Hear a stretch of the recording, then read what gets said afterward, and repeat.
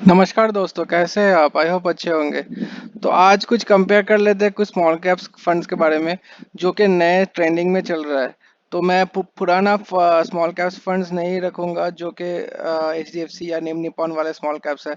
जो small caps last 1 year में अच्छे किए हैं उन लोगों के लिए बात करते हैं। तो पहले आता है Quant small cap fund, Mahindra Manulife small cap fund, Bandhan small cap fund और Franklin India small cap funds. ठीक है, तो देखते हैं इनका चारों में से कौन सा अच्छा निकल के आता है। तो पहली बात तो रेटिंग के बारे में बात करते हैं। तो 3 स्टार दिया हुआ है इसका क्वांट का। महिंद्रा मानुलाइफ 1 साल ही जस्ट कंप्लीट हुआ है, इसलिए नॉट नॉट एप्लीकेबल। अभी तक कोई रेटिंग नहीं दिया हुआ है इसका।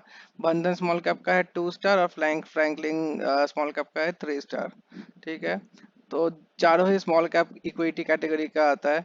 रैंकिंग दिया हुआ है इसका क्वांट स्मॉल कैप का नंबर 2, क्योंकि ये और महिंद्रा मानुलाइफ क्योंकि नया फंड है तो अनरैंक्ड है। बंधन स्मॉल कैप का भी अनरैंक दिया हुआ है और फ्रैंकलिन में 14 ऑफ 19 दिया हुआ है। ठीक है, तो फंड एज के बारे में बात करते हैं। फंड एज देख सकते हैं 11 साल है इसका क्वांट का। बस एक ही साल हुआ है महिंद्रा मानुलाइफ का, 4 साल हुआ है बंधन का और 11 साल हुआ है Franklin India smaller cap fund. तो देख सकते हैं कि ये दो फंड महिंद्रा मानुलाइफ और बंधन ये दोनों काफी नया फंड है और क्वांट और फ्रैंकलिन जो है काफी पुराना फंड है। तो फंड साइज के बारे में बात करते हैं, यहाँ पे है 15,000 करोड़।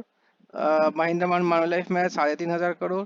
बंधन में है 4,200 करोड़ और फ्रैंकलिन इंडिया में 11,000 करोड़। तो देख सकते हैं आप लोग, ये महिंद्रा मानुलाइफ में बात करूंगा कि बस एक ही साल हुआ है। ठीक है, एक ही साल हुआ है, ओनली 1 ईयर कंप्लीट हुआ है, फिर भी इसका एयूएम साइज 3,500 करोड़ हो गया है। और फ्रैंकलिन का देखिए 11 साल होने के बाद भी बस 11,000 करोड़ ही है। तो मतलब ये वाला मतलब इन्वेस्टर्स काफी भरोसा कर रहे हैं इस फंड पे। ठीक है, क्वांट तो है ही, क्वांट तो हम हमेशा ही अच्छा ही है।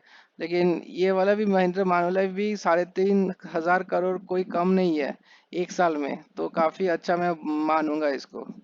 ठीक है, आगे बढ़ते हैं। रिटर्न्स के मामले में बात करते हैं। तो क्वांट देखिए 19.7, महिंद्रा मानुलाइफ ये 3 महीने का है 10.4, बंधन है 14 और फ्रैंकलिन है 8। तो यहाँ पर तो ये 1 हो गया। ठीक है, नंबर 1। ये हो गया नंबर 2, ये हो गया 3 और ये हो गया 4। 6 मंथ्स के बारे में ये फिर से शायद नंबर 1, यहाँ ये नंबर 1, ये नंबर 2, ये नंबर 3, ये नंबर 4 सेम ही है। 1 ईयर 68, 73, 56। तो ये हो गया 1 ईयर के मामले में ये नंबर 1 68.61, ये नंबर 2, ये नंबर 3 और ये नंबर 4। तो मोटा मोटा देख सकते हो फ्रैंकलिन का मतलब एक साल का परफॉर्मेंस अच्छा नहीं, कम अच्छा है, लेकिन कंपेयर टू ये तीन में से फ्रैंकलिन सबसे ज्यादा पिट रहा है। सारे में ही नंबर 4 में आ रहा है। ठीक है, और ये महिंद्रा मानुलाइफ भी सारे में नंबर 3 में आ रहा है। लेकिन 3 में आने के बावजूद भी लगभग सेम ही है, देख सकते हैं 68 क्वांट के जैसा ही है। 3 साल का बात करूँ 44% इसका तो है ही नहीं, बिकॉज ये वन एक साल का ही है। बंधन का है 30% और इसका भी है 30%। तो ये हो गया नंबर 1, ये तो नॉट एप्लीकेबल होगा। ये है नंबर 2 और ये है नंबर 3। ठीक है, और 5 साल का बात करूँ तो ये है नंबर 1, ये है नंबर 2, ये नॉट एप्लीकेबल है, ये भी नॉट एप्लीकेबल है। तो मोटा मोटा बात करूँ तो क्वांट का ये रिटर्न के मामले में क्वांट है नंबर 1। ठीक है, और इसके रिटर्न बाकी ये तो नंबर हो गया नंबर 4। ये सबसे कंपैरिजन में सबसे घटिया फंड है ये Franklin, only cause of returns में बात कर रहा हूँ। तो इन दोनों में कंपेयर करें तो देख सकते हैं कि ये बंधन वाला अच्छा कर रहा है लास्ट 1 ईयर से। ठीक है, सारे 6 महीने में भी अच्छा किया है, 3 में भी अच्छा किया है। तो इसको मैं नंबर 2 में डालूंगा और इसको नंबर 3।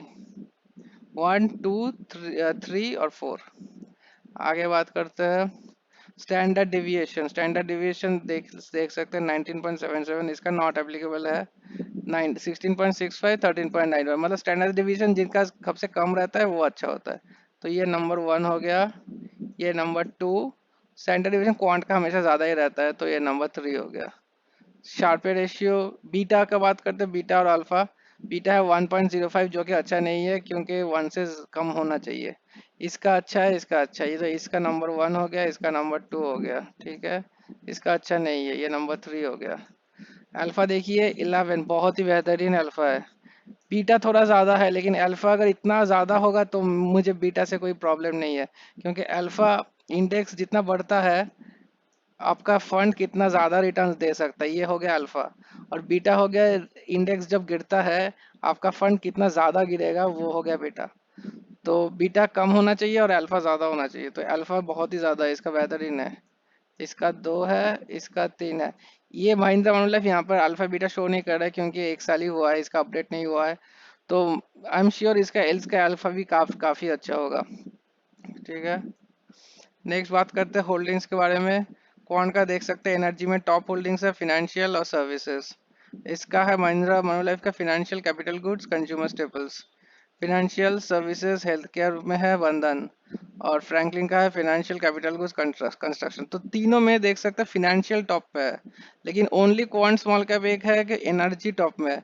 फिनेंशियल में टॉप में क्यों नहीं पसंद करता है, क्योंकि सारे जो मैक्सिमम फंड्स है आपके पोर्टफोलियो में, जो जो भी अलग से फंड्स हो गए, मान ली मिड कैप या फिर इंडेक्स कैप कोई या फिर लार्ज कैप फ्लेक्सी का, सारे में देखना मैक्सिमम से मैक्सिमम फिनेंशियली टॉप में रहेगा। तो मुझे एक ऐसा फंड पसंद है जहाँ पे फिनेंशियल टॉप होल्डिंग्स नहीं है, कोई और है, कुछ और को रखा है टॉप होल्डिंग्स में। एनर्जी है जो कि काफी अच्छा है क्वांट के लिए, बाकी सब तो फिनेंशियल ही है। टॉप होल्डिंग्स का बात करूँ तो देख सकते हो रिलायंस है इसका, क्वांट का आईआरबी, जियो, अडानी पावर और हिंदुस्तान कॉपर, काफी अच्छा होल्डिंग्स है। महिंद्रा मानुलाइफ का है Rural Electrification Corporation, Godrej Tube Investments, Coal India, Century Textiles. इसका भी है रूरल रूरल इलेक्ट्रिफिकेशन, अरविंद है, ट्यूब इन्वेस्टमेंट्स है, अपर इंडस्ट्रीज है, पीएफसी है।